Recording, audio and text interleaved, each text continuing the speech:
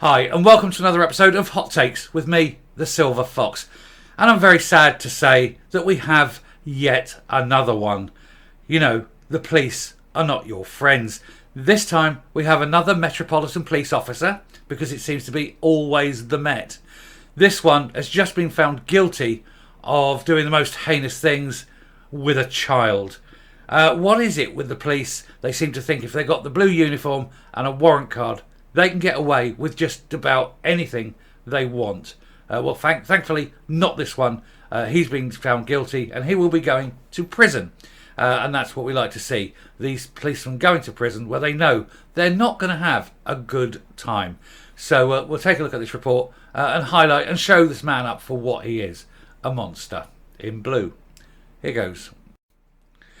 Right, so here we are. Serving Met officer, like I say, it's always the bloody Met, is found guilty of SAing a child at a party. PC Farhan Gadiali assaulted a child at a party in Essex in 2019, and he was convicted today of that assault and will be sentenced on April the 28th, and we will follow that up, I'm sure, and see how long he gets, but it won't be long enough. We have a justice system in this country that does not like handing out long sentences for the most heinous crimes. It's just sort of a slap on the wrist, especially if they're policemen. A serving Met officer has been found guilty of this crime on a child at a party in Buckhurst Hill in Essex in September 19. Farhan Gadiali of Woodford Green was not on duty at the time of the assault, but that shouldn't make a difference. He's a policeman. He's there to uphold the law, not break it. He was suspended from duty following his arrest, according to the Metropolitan Police. Well, he should be, yes, of course. Gadiali, 44, was first tried at Chelmsford Crown Court in May 2022, but was met with a hung jury. How the hell can you get a hung jury with a case like this? He was retried this week, again in Chelmsford, but this time the jury found him guilty. He will be sentenced on April the 28th. Now, I hope that when they come to sentence him, they'll give him a sufficiently long time that he can sit in a jail and contemplate on the actions, contemplate on the damage he has done to this child, and contemplate on what an absolute piece of filth he is as a human being.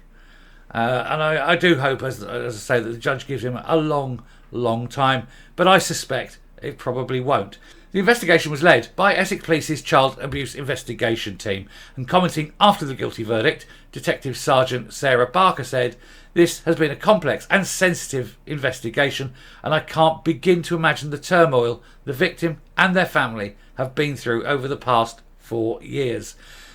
To do this thing to a child, to take away childhood, to take away childhood innocence, it corrupts the child. It destroys the trust the child will have, not just of the police, but with any kind of adult. That child will often become insular and will have psychological problems, perhaps for the remainder of its life. And these people need, once they've been sentenced, to have a sentence that reflects the severity of what they've done, and for the amount of time that will live with this child. And that's why I say things like this. I've always maintained things like this don't deserve prison time. You marched out of the court and you marched to a gallows. And then there's no recidivism. People like this, if they were dangling, they'll never do it twice. And that is the key. And if anyone thought that they'd get away with it and they knew what the punishment was, there'd be a lot less of it about.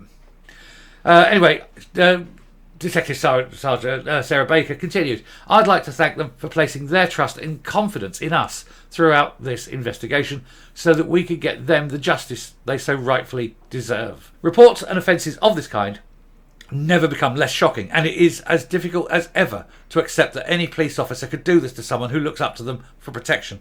I'm going to disagree with you there, my darling, because the more we do and understand and see about the police, the more videos I make about the police, I don't ever find it difficult to accept that police officers are capable of this and far, far worse.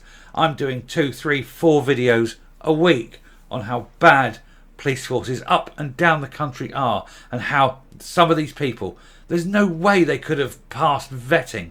So it just means that the vetting procedure is either not being carried out or is not being carried out properly. But to have this happen, especially in police, is, it's beyond a joke. Which is why I've often called for a complete shake-up of all the police services in this country, and to make senior officers responsible for the actions of their underlings. And then it gives the senior officers the option of anyone who's a bit dodgy being booted out because the senior officer doesn't want to spend time in prison for what his underling has done. Anyway, she again continued, nobody is above the law, although a lot of police think they are. And I hope that results like these show our determination to root out criminals, no matter who they are. No child or parent should ever have to experience this, and I hope that Gadiali's conviction will bring some comfort.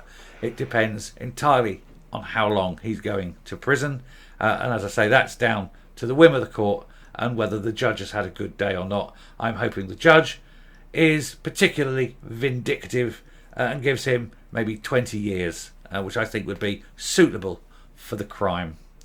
Anyway, following his conviction, Gadiali will face a misconduct hearing by the Met Police's Directorate of Professional Standards. What's the point? He's going to be fired.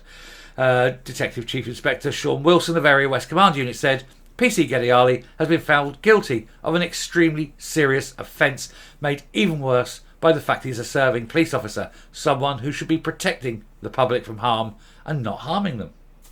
PC Gadiali has betrayed the oath he made when he became a police officer. His actions are shocking and appalling, and we're determined to prove to the public they can trust the Metropolitan Police Service, and our officers will be made to account for their actions if they fail to abide by their standards. I will point out that at this moment in time, over 1,000 Metropolitan Police officers are being investigated currently for sexual offences. So those lines about being able to trust them, they're a bit weak.